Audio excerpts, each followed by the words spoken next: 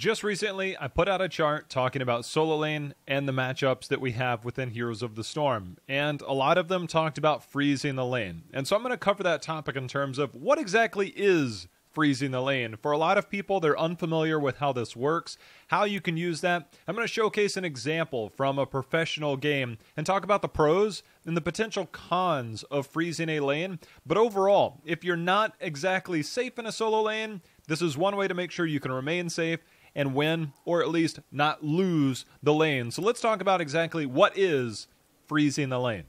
So first things first, freezing the lane. You have your towers. Assume you're on the left side. Your tower range is going to be just outside of this area. Playing within this scope is going to be freezing the lane under your towers. Ideally, you want to have it just outside of the tower range so that the enemy minion wave will freeze directly outside of the towers without walking into them and dying, thus allowing the next wave to come in. So we'll showcase an example on how this works. So one of the threats that will always be there in the solo lane is, can I be ganked? The answer for most heroes is yes. Now, in a professional scene, there are different dynamics that take place every game, and for different players to know how comfortable they can be in a lane. But for the most part, winning a lane versus a URL is difficult. And as a Dahaka, you have to think, is it worth it for me to trade out? Because trading out against a URL at the time of this video would not be the easiest thing to do. So first things first, they'll just look at each other and not do much. And the first thing you'll see is that Goku is making sure to not clear the lane. He'll let Swabs take care of that.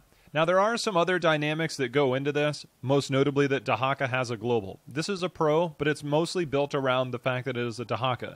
We can look at some of the other outcomes if it's another player or another hero, but Dahaka gives you a different approach to how you want to handle this. So now we'll see Goku. He'll handle the minion wave, and he'll auto-attack and move. Now you can already see one of the advantages to winning a lane first. It allows for URL to be able to rotate down mid. In competitive, oftentimes teams, they'll go towards their sapper camps directly at 1 minute in, and you'll see a solo laner go down to the mid lane so that if there's an invade, or whether you're choosing to invade, you can make a quick rotation over. Because you have a Dahaka, that rotation, well, it's instant because of the global, so I think we know who wins that. Either way, now you're going to see the long play here. This is Goku, you auto-attack move.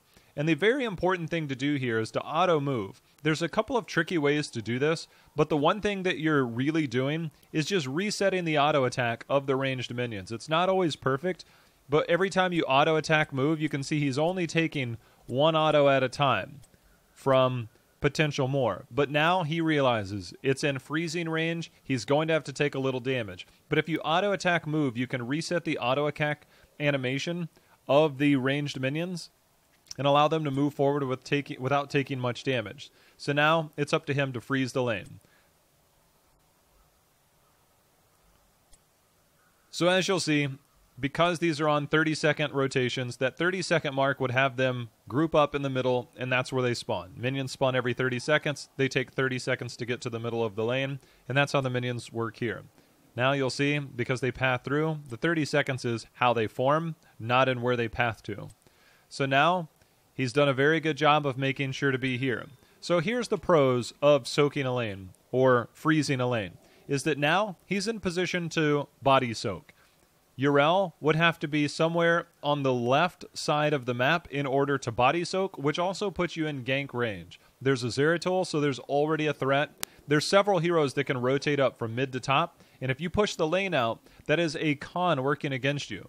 So one thing that Goku is also doing here, because he's trying to get as much soak and deny soak, this is a pro tip that you'll see a lot of solo laners use. He knows that for Swabs to get this soak, he needs to be within range. Swabs could take the long approach and go from right to left, but instead he's going to take the quick approach. Goku is still within body soaking distance of XP. He's going to deny Swab some XP, or at least attempt to, by stunning and denying his rotation up. Doesn't really work, but now you can see, this is where freezing the lane has come into play.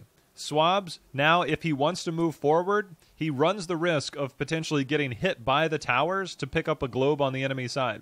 It is one thing that if you play this correctly, you can deny that globe from your enemy opponent, and that they can't get up there. So you can get their globe and your globe. The key is to not attack, so that their minions will make sure to kill your wizard, and then that's when the globe spawns.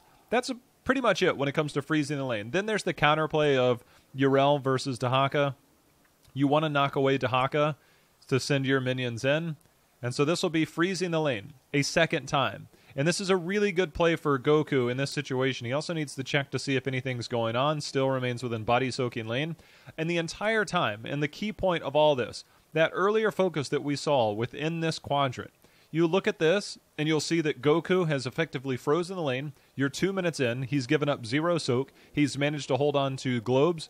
The early minions aren't really going to push in and do much damage, even if he did go.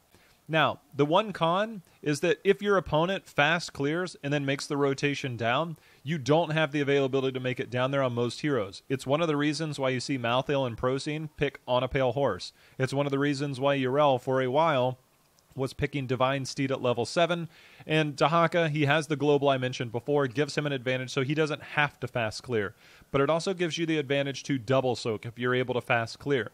The risk that you do run is that if you look at the minimap from the perspective of Octalysis, if they're hiding members, you can see on the minimap. If this is a casual play game, Yrel is clearly on the other side of the map, making a rotation and a gank opportunity available somewhere within this range. Because the map is playing out differently and just more economically for Procene, you're not going to see that type of play.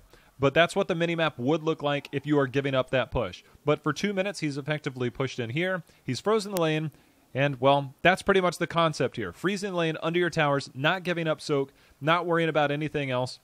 You eventually have to soft clear this, else it will run over. But you're in that position now where he'll come forward, he'll get the globe, swamps will knock back, and this lane continues to remain frozen. And that's how you freeze a lane in Heroes of the Storm.